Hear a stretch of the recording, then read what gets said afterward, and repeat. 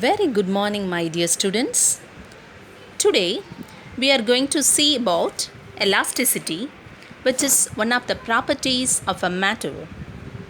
First, we will see what is a matter. Matter is anything that has mass and volume which takes up space. And the matter can be classified into three categories such as solids, gas, and liquids. Especially today, we are going to see about elasticity, which is one of the property of a solid. When an external force is applied to a body, the body gets deformed in shape or size. From that, we can define elasticity. Yes, the property by virtue of which a deformed body tends to regain its original shape and size after the removal of deforming forces is called elasticity.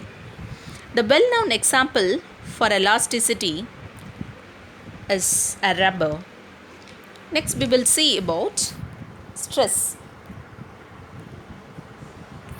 Stress is defined as a restoring force per unit area. Suppose a force F is applied normally to the area of a cross section of a wire. Then stress is equal to force per area, and unit of force is Newton per meter square. Next, we will see about strain. When a deforming force is applied, there is a change in length, shape, or volume of the body. Then, the ratio of the change in any dimension to its original value is called the strain. It's just a number and it has no units. So, the stress and strain can be connected with the help of Hooke's law. With an elastic limit, the stress is directly proportional to strain. So that E is equal to stress per strain. That E is a constant which is also called as a modulus of elasticity. The unit for it is Newton per meter square or Pascal, and the dimensional formula of modulus of elasticity is m L power minus 1 and T power minus 2. Next, we are going to see about the different moduli of elasticity. They are Young's modulus, rigidity modulus, and bulk modulus. Let us see one by one. The first one is Young's modulus, which is also denoted by the letter E. It is defined as the ratio of longitudinal stress to longitudinal strain. You see, E is equal to longitudinal stress per longitudinal strain. You just look at the picture. There is a wire. You just consider a wire of length capital L and the area of cross section A, and it undergoes an increase in length small l when a stretching force F is applied.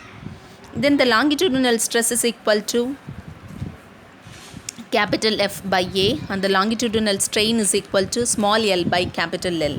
And finally, E is equal to F capital L by A small l. Then the next one is rigidity modulus. It is also denoted by the letter capital G. It is defined as the ratio of tangential stress to shearing strain. That is, G is equal to tangential stress by shearing strain. You look at the picture. You see, suppose the lower face of a cube is fixed and a tangential force F is applied at the upper face of area A. Here the shearing strain is equal to phi and the tangential stress is equal to F by A. Then the rigidity modulus is equal to tangential stress by shearing strain, which is equal to F by A phi. The last one is bulk modulus, which is also denoted by the letter K.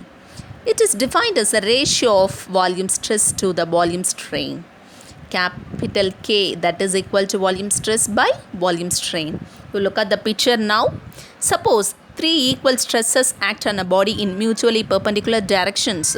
There is a change of volume small b in its original volume capital B. The bulk stress is equal to F by A and the volume strain is equal to small v by capital B. Then K is equal to bulk stress by volume strain. And finally, K is equal to F capital V by A small b. Okay, my dear students, today we have learnt about elasticity, which is one of the properties of a matter, and small concepts like stress, strain, and Hooke's law. and different moduli of elasticity such as Young's modulus, rigidity modulus, and bulk modulus. Thank you.